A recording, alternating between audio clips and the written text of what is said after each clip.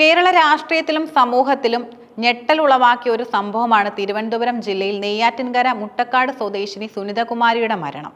അടുക്കളയിൽ തീപിടിച്ച് ഗുരുതരമായി പൊള്ളലേറ്റ നിലയിൽ കണ്ടെത്തിയ വീട്ടമ്മയുടെ മരണം പ്രാഥമികമായി ഒരു ഗ്യാസ് ലീക്ക് അപകടമാണെന്ന് കരുതിയെങ്കിലും പോലീസ് നടത്തിയ വിശദമായ അന്വേഷണത്തിൽ ഇതൊരു ആത്മഹത്യയായിരുന്നുവെന്ന് സ്ഥിരീകരിക്കപ്പെട്ടു.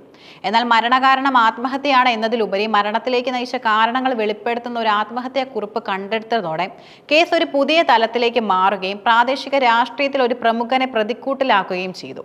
നഗരസഭ ആരോഗ്യ സ്റ്റാൻഡിംഗ് കമ്മിറ്റി ചെയർമാനും പ്രാദേശിക കോൺഗ്രസ് നേതാവുമായ ജോസ് ഫ്രാങ്കിളിനെതിരെ ഗുരുതരമായ ലൈംഗിക ചൂഷണ ആരോപണങ്ങളാണ് സുനിതകുമാരി തന്റെ കുറിപ്പിൽ ഉന്നയിച്ചിരിക്കുന്നത്. ഈ കണ്ടെത്തലോടെ ഒരു സാധാരണ അപകട മരണം ഒരു ആത്മഹത്യാ പ്രേരണ കേസായി ലൈംഗിക ചൂഷണ കേസുമായി രൂപാന്തരപ്പെട്ടിരിക്കുന്നു. മുട്ടക്കാട് സ്വന്തമായ ഒരു ബേക്കറി നടത്തി വരികയായിരുന്നു സുനിതകുമാരി.